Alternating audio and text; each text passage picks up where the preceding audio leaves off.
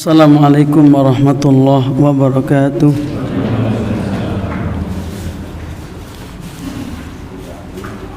Alhamdulillahi rabbil alamin. Wassalatu wassalamu ala asrafil anbiya wal mursalin wa ala alihi wa sahbihi wa man tabi'ahum bi ihsanin ila yaumiddin. Asyhadu an la ilaha illallah wahdahu la syarika lah wa asyhadu anna Muhammadan abduhu wa rasuluh sallallahu ala nabiyyina Muhammadin wa ala alihi wa sahbihi wa man tabi'ahum bi ihsanin ila yaumiddin, amma ba'du. Kepada para jamaah, para hadirin, bapak-bapak, ibu-ibu, jamaah pengajian yang senantiasa dirahmati Allah Subhanahu wa taala. Alhamdulillah. Di kesempatan sore atau malam hari ini kita bisa melanjutkan kembali taklim kita dengan membaca kumpulan hadis-hadis Rasulullah sallallahu alaihi wasallam yang memuat tentang fadailul a'mal atau keutamaan amal yang berdasarkan hadis-hadis Rasulullah sallallahu alaihi wasallam yang sahih, yang tujuannya adalah di samping kita mengetahui apa yang beliau sabdakan, tentunya memberikan motivasi kepada kita agar kita berusaha semaksimal mungkin untuk mengamalkan. Karena namanya keutamaan, kalau kita kerjakan maka kita pun juga akan mendapatkan banyak keutamaan. Seperti kemarin sudah kita bahas poin yang ke-19 tentang keutamaan menjaga sholat rawatib, yaitu 12 rakaat, 4 rakaat sebelum zuhur, 2 salam, 2 rakaat setelah zuhur, 6 kan, 2 rakaat setelah maghrib, 8, 2 rakaat setelah isya, 10, dan 2 rakaat qabla subuh, 12. Itu yang disebut dengan sunnah rawatib yang muakkadah, yang sangat ditekankan. Ya. Apa keutamaan kemarin? Barang siapa yang sholat setiap harinya 12 rakaat, kata Nabi, ma min abdin muslimin yusalli lillah, barang siapa seorang hamba yang muslim sholat karena Allah, ini paling pokok karena sebagai syarat diterimanya amal. Kulla yaumin sintai asrata rak'atan tatawuan, ya. Setiap harinya 12 rakaat sebagai sholat tatawu ghairal faridati, yang bukan wajib. Illa banallahu lahu baitan fil jannah, maka Allah akan membangunkan sebuah rumah di surga. Ya. Jangan dibayangkan rumahnya kayak gini, kayak rumah kita, enggak. Ya. Rumah di surga, istana dari emas, dari perak, ya. Perabot-perabotnya dari emas, dari perak.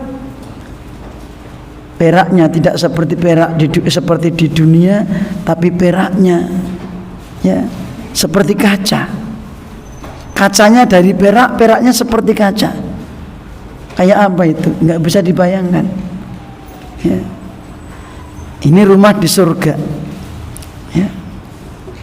Dan itu tidak perkara yang remeh, tapi perkara yang besar. Karena istrinya Fir'aun sendiri meminta kepada Allah untuk dibikinkan rumah di surga. Rabbi b'nili indaka baitan fil jannah. Ya Allah, ya Rabbku, bangunkan untukku sebuah rumah di surga. Masya Allah. Ya. Dan kita sebagai umat Islam ada amalan-amalan yang apabila rutinitas kita kerjakan, rutinitas setiap hari kita menjaganya, maka akan dibangunkan sebuah rumah di surga. Ya, kecuali ada uzur, kita mungkin sakit, atau mungkin karena kelupaan, atau karena sedang safar, ya, atau sebab tertentu, maka ya, meskipun ini perkara sunnah, tetapi betul-betul sunnah yang sangat ditekankan, ya, bahwa Nabi kita Muhammad Sallallahu Alaihi Wasallam betul-betul menjaganya, ya, karena memang sangat besar keutamaannya. Itu 12, ya. Sekarang yang baru 2 rakaat saja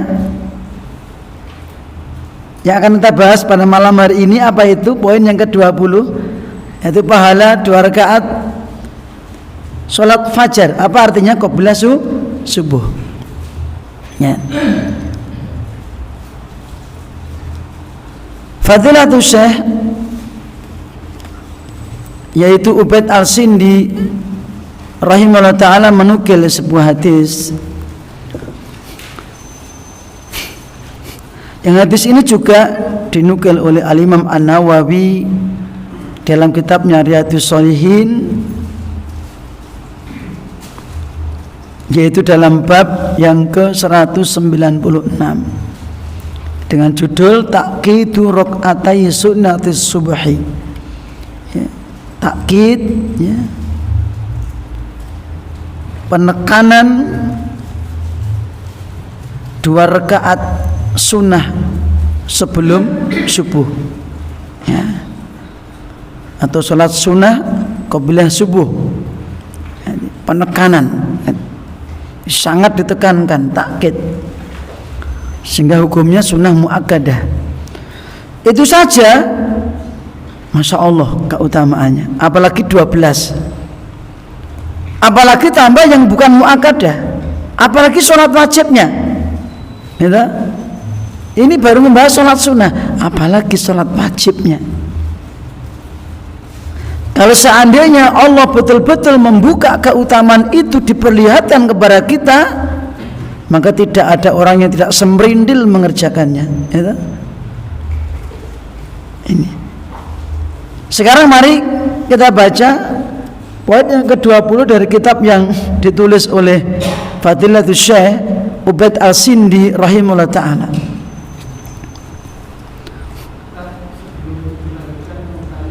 J.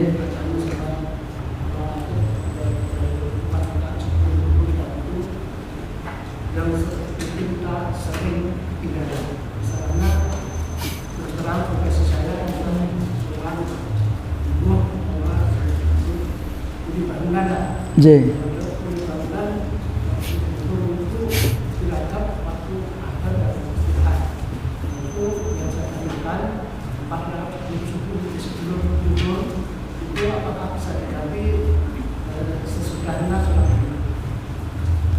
J. Jadi karena sunnahnya sebelum duhur, ya sebelum duhur. Setelah duhur ada sendiri 2 rakaat. Kalau nggak mampu gimana? Kalau nggak mampu, kewajiban panjenengan sebagai seorang buruh atau tenaga kerja, maka ketika Anda melaksanakan kewajiban Anda itu, pahalanya lebih besar. Jadi tidak bisa meraih yang ini, yang itu, maka bagaimanapun tetap yang wajib itu pahalanya lebih besar. Misalnya seorang pegawai, aku nek rasanya sholat sunnah kira kecanda ya. Misalnya berangkat ya kayak tadi, misalnya kita cuma diberi waktu untuk sholat duhur, selebihnya tidak misalnya, kecuali kalau ada waktu ya sekian menit gitu kan, mungkin 1,5 jam untuk istirahat duhur ya, mungkin bisa diatur sendiri sehingga panjenengan bisa sholat sunnah di tempat bangunan itu misalnya kalau sebagai buruh bangunan, kemudian baru berangkat ke masjid ya. Kalau tidak, maka melaksanakan apa yang menjadi kesepakatan antara sang bos dengan anak buahnya atau pemilik perusahaan dengan pegawainya ya. Ketika Anda laksanakan yang sebaik-baiknya, maka itu suatu kewajiban, maka itu pahala lebih besar. Misal seorang pegawai negeri ya, pegawai negeri diberi kesempatan untuk sholat wajib saja, atau bekerja di suatu perusahaan, selebihnya tidak boleh, segera kembali ke tempat kerja misalnya. Maka ketika Anda melaksanakan perintah direktur atau perintah pemilik perusahaan ya, Anda diberi waktu untuk sholat wajib saja, itu sudah menguntungkan ya, Anda tidak dilarang sholat ya. Maka sholat sunnah Anda tinggalkan demi melaksanakan tuntutan itu, maka itu suatu kewajiban, maka tentunya pahala lebih besar. Itu meskipun yang ini luput ya, yang ini luput. Semoga niat baik panjenengan ingin menjaga itu, maka semoga Allah memberikan pahala yang semisal ya, karena niat kenceng Anda ya. Getune Anda ketika tidak bisa melaksanakan itu ya, semoga Allah membalas pahala yang besar. Ngeten nggih? Jadi seorang pegawai atau seorang bekerja melaksanakan amanah yang telah dia emban, maka itu termasuk suatu kewajiban dan pahalanya sangat besar. Apalagi Anda sudah ngaji, Anda bekerja dengan orang umum, kalau Anda menjaga kewajiban itu, maka orang itu akan perusahaan itu akan lebih menaruh kepercayaan kepada Anda. Itu ya. Itu di antara efek bagusnya. Di samping itu, kalau Anda tidak bisa melaksanakan yang sunnah-sunnah tadi demi melaksanakan kewajiban dari perusahaan, dan Anda diberi waktu untuk sholat wajib, Masya Allah, maka itu termasuk pahala yang besar ketika Anda melaksanakan kewajiban yang telah Anda sepakati dengan suatu perusahaan. Ngeten. Nggih. Jadi kalau Anda dibebaskan, ya silakan tambahi sunnah, nggak apa-apa ya. Karena sering ada kan orang kan mencuri waktu untuk sholat duha padahal di jam kerja, maka sesungguhnya Anda tetap bekerja itu lebih baik daripada sholat duha ya. Kalau Anda ingin sholat duha, mending kalau misalnya Anda masuknya jam 7 dan tidak begitu jauh, mending Anda dari subuh di masjid duduk berzikir sampai suruk ya, matahari terbit, sampai naik lagi sekitar 15 menit Anda sholat 2 rakaat. Itu awal sholat duha, Anda sudah bisa sholat duha, dan pahalanya khusus mendapatkan pahala haji umroh sempurna itu, daripada menyisihkan waktu meninggalkan pekerjaan yang wajib untuk sholat duha. Kecuali pihak perusahaan mengizinkan, nggak apa-apa sholat duha, saya lebih senang ya, tapi jangan untuk sholat terus ya, kerjaannya nggak selesai ya. Jadi kalau seandainya pemilik perusahaan senang kalau Anda sholat duha, nggak apa-apa, silakan, hanya 10 menit kan nggak apa-apa misalnya, maka nggak masalah. Ngeten ya. Lanjut, poin yang ke-20, pahala 2 rakaat fajar. Para jamaah, hadis ini diriwayatkan oleh Al-Imam Muslim. Sama seperti dalam kitab Riyadhus Shalihin, hadis ini riwayat Muslim nomor 725. Ya. Nomor 725. Ya. Tapi nanti ada riwayat yang kedua. Riwayat yang kedua itu juga hadis riwayat Muslim juga.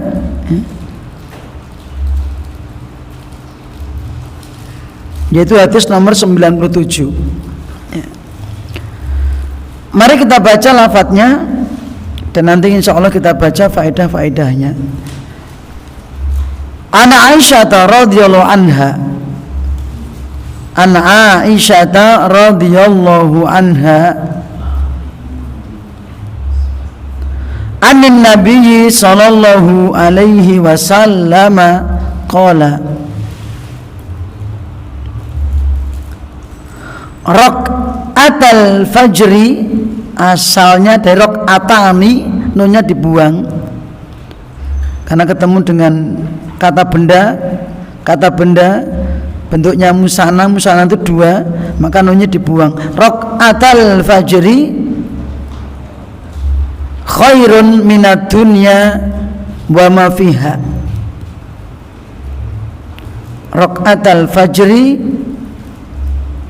2 rakaat sholat fajar. Kalau dikatakan 2 rakaat sholat fajar artinya sholat sunnah qabla subuh.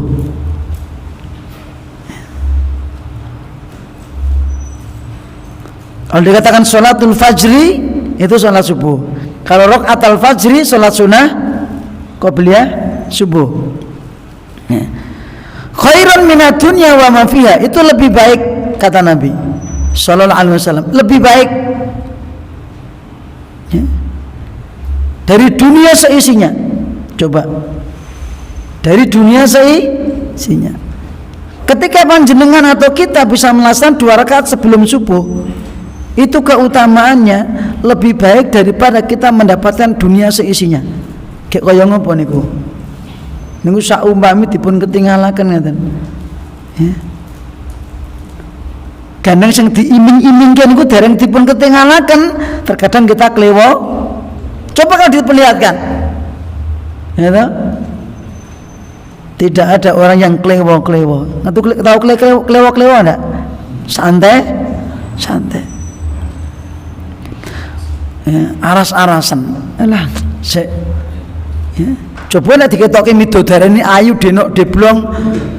Itu cantik ya. Walah semerindil. Ya. Apalagi kayak tadi misalnya dinampakkan rumah di surga berupa istana emas. Mas, jamannya istana emas. Mung gunung emas saja untuk rebutan baru didokeri, masih diproses ya untuk rebutan kok. Apalagi betul-betul istana emas. Kayak apa itu? Ya. Wa fi riwayatin lahuma, di situ tertulis lahuma, ma-nya pendek. Maka itu kurang kurang alif ya. Salah cetak. Lahuma kurang alif. Ahabbu ilayya minad dunya jami'an. Wa fi riwayatin, juga riwayat Muslim, sungguh kedua rakaat itu, kata Nabi, ahabbu ilayya, lebih aku sukai, minad dunya jami'an, daripada dunia seluruhnya. Dunia seluruhnya. Padahal Bapak Ibu para jamaah, di dunia ada istana, tempat-tempat yang indah, isinya ada emas dan sebagainya, ada perhiasan-perhiasan, perbendaharaan. Tapi ternyata lebih baik 2 rakaat sebelum subuh. Ini. Maka ini hadis ini masya Allah, saya akan membacakan beberapa faedah dan nanti insya Allah akan saya tambah sebagai penguat, ya, sebagai penguat hadis-hadis yang lainnya, ya, bagaimana prakteknya Kanjeng Nabi Muhammad Sallallahu Alaihi Wasallam, ya, bagaimana kesemangatan beliau, terus prakteknya beliau bagaimana, gitu kan? Yang dibaca apa? Ya. Bapak Ibu para jamaah, hadis yang singkat ini terdapat beberapa faedah. Yang pertama, bayanu fadli sunnati raq'atayil fajri. Ya. Hadis ini terdapat penjelasan keutamaan sunnah 2 rakaat sebelum subuh. Bayanu fadli sunnati raq'atayil fajri.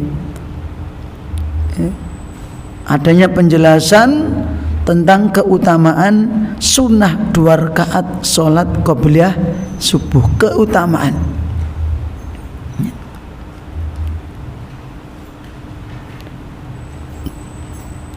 Yang kedua, ma'a'addahu Allahu lil musallina fi jannatil khuldi khairun minad dunya wa ma fiha. Ma'a'addahu Allahu, apa-apa yang dijanjikan Allah, apa-apa yang dijanjikan Allah atau yang disediakan Allah, ya, ingkang dipun cawisaken Allah, ya, apa-apa yang dijanjikan Allah, yang disediakan Allah untuk orang-orang yang mengerjakan sholat atau menjaga sholat, untuk orang-orang yang menjaga sholat,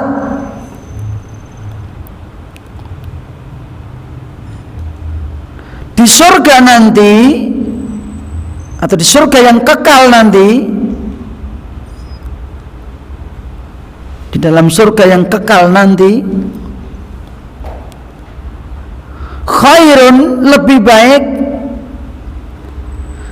minad dunya wa ma fiha, lebih baik dibandingkan dunia seisinya, ya. Jadi apa-apa itu artinya nikmat, ya, balasan nikmat yang Allah sediakan, ingkang Allah cawisaken kagem tiang-tiang ingkang njagi salat, mengke wonten swarganipun Allah Subhanahu wa taala niku langkung sae, lebih baik dibandingkan kita mendapatkan dunia seisinya. Masya Allah, dibandingkan mendapatkan dunia seisinya, ya. Maka ini tentunya memberikan motivasi kepada kita, dan ini merupakan pemberitaan dari Kanjeng Nabi Muhammad Sallallahu Alaihi Wasallam yang termasuk gaib, perkara yang gaib. Kita belum bisa melihat kayak apa tuh, belum bisa melihat. Tapi seorang muslim tidak boleh ragu-ragu, ya, nggak boleh sedikit pun dalam hatinya ada keraguan apa yang telah dijanjikan oleh Allah dan Rasulnya. Nggak boleh. Karena di antara tuntutan kalimat syahadat Muhammadur Rasulullah tasdiquhu fima akhbaro, membenarkan berita apapun yang beliau kabarkan, membenarkan, tasdik. Dan ketika Kanjeng Nabi itu memberitakan kepada kita hal-hal yang sifatnya gaib, janji di akhirat nanti, maka itu adalah benar, ya. Karena Nabi tidak pernah berbohong, ya. Dan Nabi berbicara berdasarkan wahyu, mboten ngayiwara, mboten karanganipun piyambak, mboten ngarang-ngarang, mboten gen semangat tak karang ini ndak, tetapi Nabi menyampaikan berita-berita yang gaib berupa janji-janjinya Allah, berupa nikmat yang disediakan nanti di akhirat, itu semua berdasarkan wahyu. Ya. La yantiqu anil hawa in huwa illa wahyu yuha. Ya. Dia Muhammad tidak berbicara berdasarkan hawa nafsu, tetapi yang dia sampaikan, yang dia ucapkan adalah wahyu yang diwahyukan kepada beliau. Ya. Jadi kita harus yakin. Yang ketiga, qurratu ainil mu'min fis sholati li'annaha sillatun wa sakinatun wa tuma'ninatun. Qurratu ainil mu'min,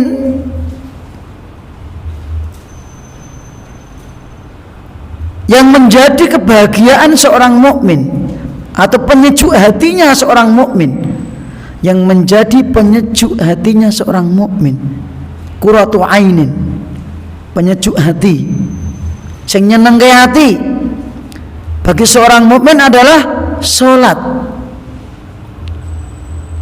Maka para jamaah kita harus terus berusaha bagaimana kita tuh bisa menikmati salat, merasakan nikmat ketika salat.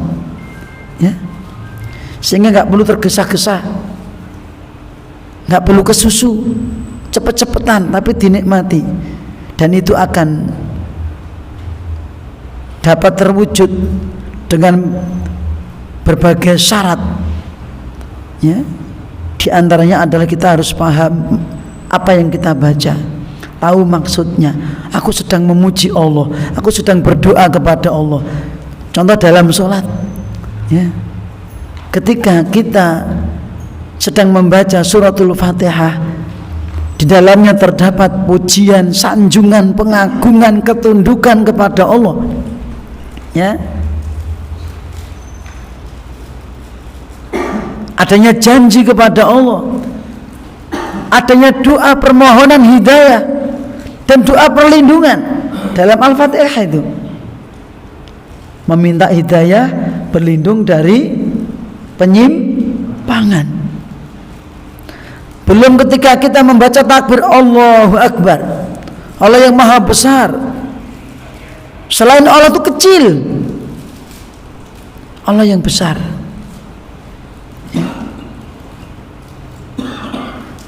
Belum kita ketika rukuk subhana rabbiyal azim, kita memahasucikan Allah dan seterusnya. Maka ketika kita tahu tentang keutamaan sholat tadi dan apa yang terdapat pada isinya sholat yang kita baca,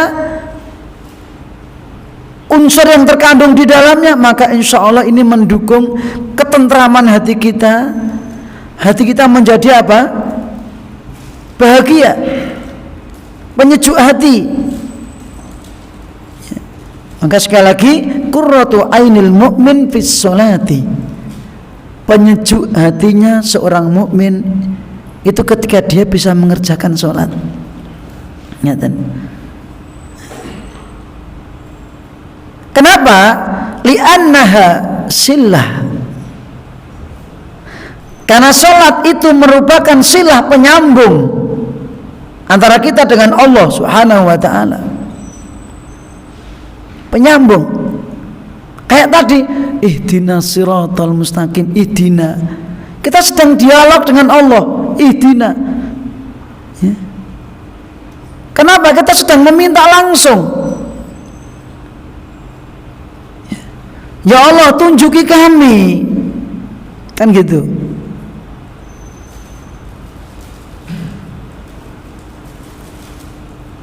Kita sedang mengagungkan Allah, memahatinggikan Allah, mensucikan Allah. Dan itu kalau kita hitung ganjarannya luar biasa.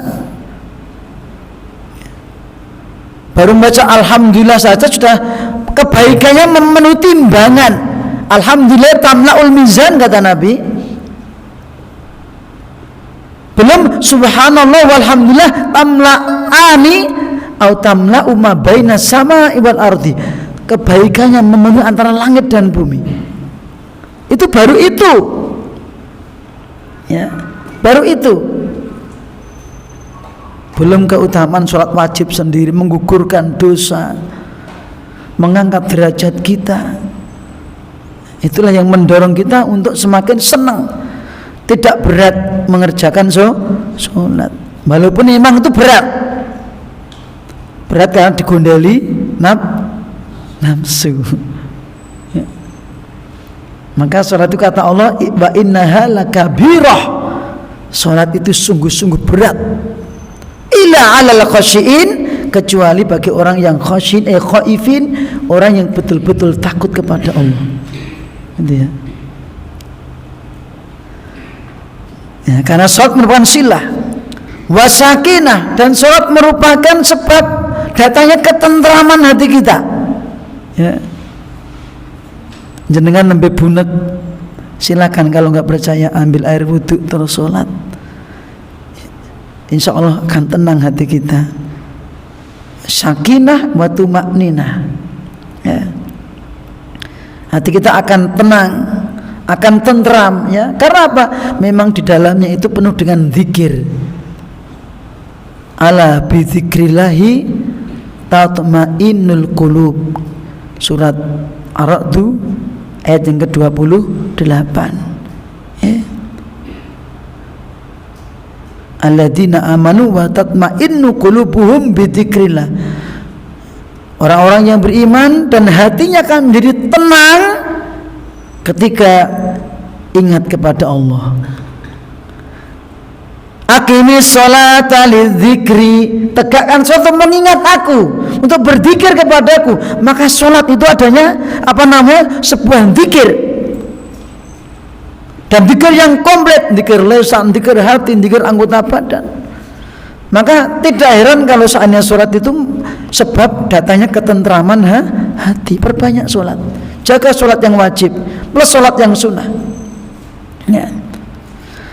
Para jemaah dirahmati Allah Subhanahu wa taala, dalam sebuah hadis yang diriwayatkan oleh Al-Imam Ahmad, Al-Imam An-Nasa'i, hadis ini dihasankan oleh Al-Imam Al-Albani dalam kitabnya Mishkatul Masabih,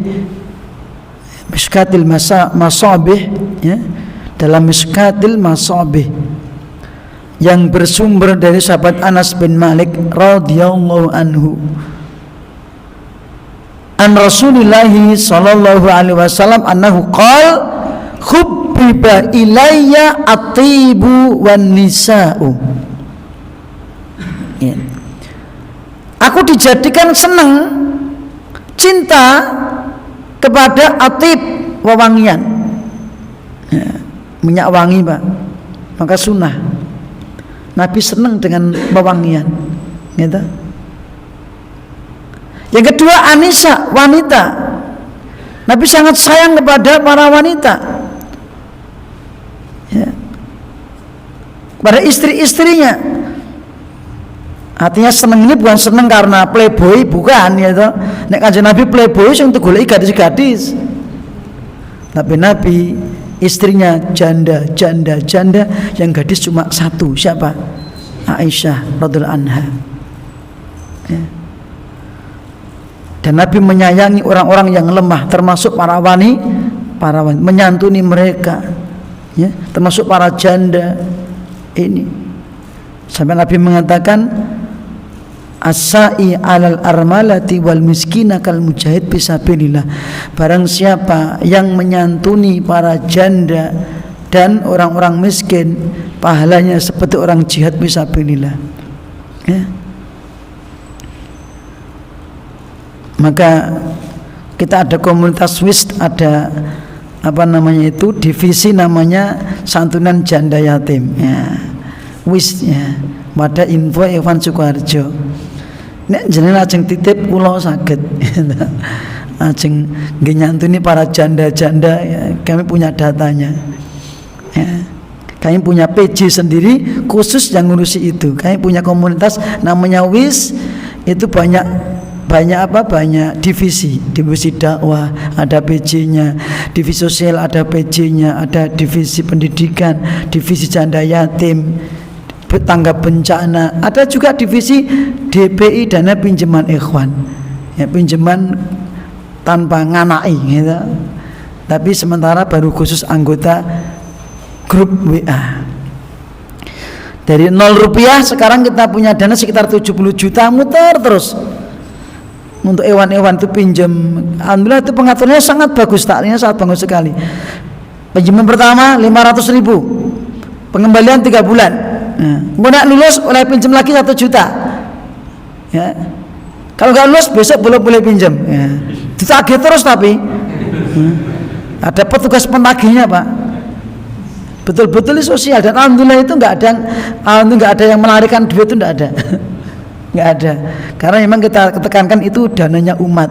Setiap bulan, setiap pekan diberi waktu untuk nge-share, ya, karena memang itu dana dari para muslim, para anggota yang nitip 100.000, ada yang 500, ada yang 1 juta, sehingga akhirnya numpuk sampai 70-an juta.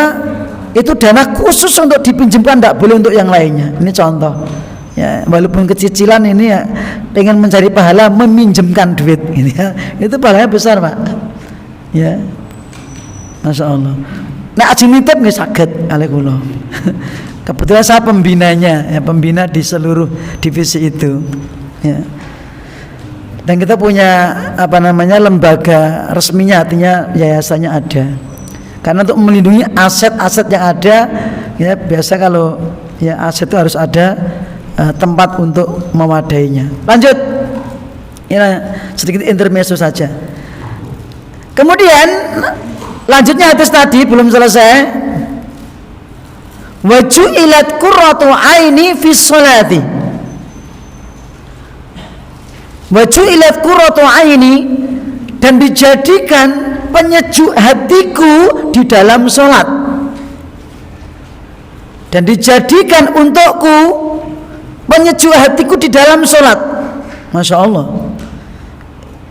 Maka tentunya Nabi betul-betul menikmati sholatnya, sampai sholat malam aja separuh malam, yang mulai nisfahu awingkus minhu qalila, separuh malam ya Muhammad, atau kurangnya sedikit. Kalau kita ya, berat ya. Masya Allah. Kanjeng Nabi betul-betul menjaga sholat wajib, apalagi plus sholat-sholat sunnah yang lainnya. Karena memang Allah jadikan untuk beliau penyejuk hatinya itu di dalam sholat, betul-betul menikmati. Itu derajat yang paling tinggi, ya. Itu yang faedah yang ketiga. Dalam hadis lain saya tambah sedikit, rawahu al-Imam Ahmad dan Abu Dawud, juga hadis yang disahihkan oleh Al-Imam Al-Albani dalam kitabnya Sahih Abu Dawud. Kanjeng Nabi paring pangandikan, ya Bilal arihna bis shalah, hai Bilal senangkan kami dengan salat. Ya. Maka ketika Kanjeng Nabi melihat umatnya semangat sholat, hatinya juga senang, gitu ya. Hatinya juga senang. Ini poin penting untuk kita semuanya, agar kita juga berusaha, saya panjenengan, maka berusaha, karena masing-masing kita akan membawa amal diri kita masing-masing di hadapan Allah Subhanahu wa taala. Kita tidak bisa jaga nih sholatnya wong liya kan gitu. Ya. Kalau orang tua bisa semangat, anaknya semangat, ya ini orang tuanya dapat nilai plus gitu. Di samping dia semangat menjaga sholat, anaknya juga menjaga sholat, maka orang tuanya mendapatkan pahala double. Karena setiap ibadah yang dikerjakan si anak, orang tua akan mendapatkan pahala. Yang keempat, sunnatu subhi muakkadatun hafadhu alaiha Rasulullah sallallahu alaihi wasallam fi khillihi wa tarhalihi. Sunnatu subhi, sunnah qabla subuh hukumnya sunnah muakkadah, sunnah yang sangat ditekankan.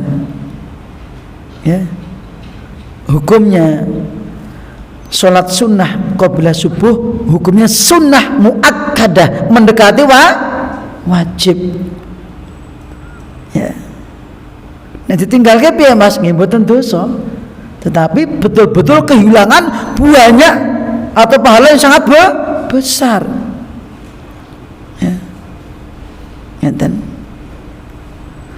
Hafadha 'alaiha Rasulullah sallallahu alaihi wasallam, yang senantiasa dijaga oleh Rasulullah sallallahu alaihi wasallam, yang senantiasa dijaga oleh Rasulullah sallallahu alaihi wasallam ketika mukim di rumah, di tempat tinggalnya, maupun ketika sedang safar. Ya. Jadi ketika safar pun Kanjeng Nabi menjaga qabla subuh. Ya. Dalam sebuah hadis rawahu al-Imam Al-Bukhari, ya, sumbernya juga dari Ibunda Aisyah radhiyallahu anha, anna Nabiyya sallallahu alaihi wasallam kana la yada'u arba'an qabla zuhri, karena beliau tidak meninggalkan 4 rakaat sebelum zuhur, wa raka'ataini qabla al-ghadati, dan tidak pernah meninggalkan 2 rakaat sebelum subuh. Ya, maka beliau tetap mengerjakan meskipun ketika sedang safar. Di rumah dijaga, safar pun juga dijaga. Ya, berusaha menjaga sholat sunnah qobliyah subuh. Ya. Itu yang keempat. Yang kelima, faedah yang kelima, as-sunnanu ar-ratibatu laisat sawa'an fil fadli. Sunnah-sunnah rawatib, ya, keutamaannya berbeda-beda. Salat sunnah rawatib keutamaannya masing-masing berbeda-beda. Ya, jadi tidak sama. Keutamaannya berbeda-beda. Kalau sebelum asar ya beda, sebelum maghrib berbeda dengan yang setelah maghriban gitu. Yang keenam, hirsur Rasuli sallallahu alaihi wasallam ala rakaatai sunnati subhi aksara min ghairiha minan nawafili. Kesungguhan Rasulullah atau kesemangatan Rasulullah sallallahu alaihi wasallam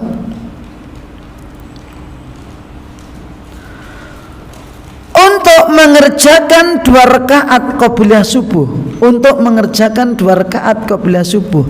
Kesemangatan Rasulullah, kesungguhan Rasulullah sallallahu alaihi wasallam untuk mengerjakan 2 rakaat sebelum subuh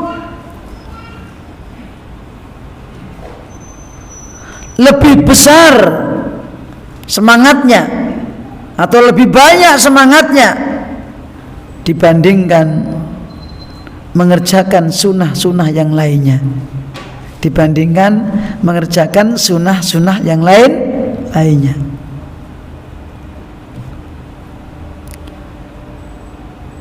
Punten. 7. Sunnatu rak'atayil fajri minan nawafili walaysat wajiban. Sunnatu rak'atayil fajri, salat sunnah qabliyah subuh, salat sunnah qabliyah subuh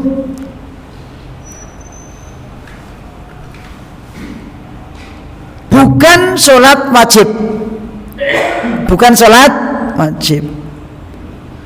Ya, jadi kalau kita meninggalkan tidak berdosa, tapi kita meninggalkan, ya,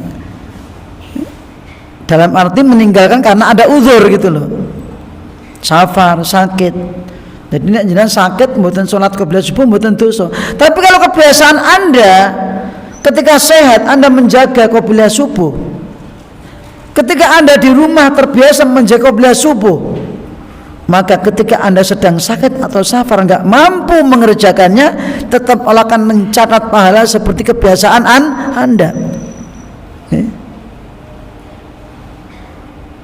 Idza maridal abdu, kata Nabi, idza maridal abdu aw safara, ketika hamba itu sedang sakit atau sedang safar, kutiba lahu mislu ma kana muqiman sahihan, akan dicatat pahala kebiasaan seperti dia sedang mukim atau sedang sehat. Nalikane sehate pripun? Kebiasaane nopo? Duha. Aku dengar-dengar Mas taala ra iso duha. Catat ganjaran duha. Gitu. Ngeten. Sedang berbaring di tempat tidur wis pokoknya teler lah gitu, gitu. Mau sholat qobliyah subuh ndak bisa, berat, aku wajib wis perjuangan pemene kon jaga sholat sunnah, tapi karena kebiasaan Anda terbiasa menjaga sholat sunnah, Allah akan mencatat pahala seperti kebiasaan Anda. Niki masya Allah. Ya, kalau Anda terbiasa sholat puasa sunnah juga sama seperti itu. Ya, maka pentingnya menjaga sehat sebelum sakit, muda sebelum tuh, hidup sebelum nah gitu loh. Ya, itu 7 poin. Sebenarnya masih banyak yang mau saya sampaikan, termasuk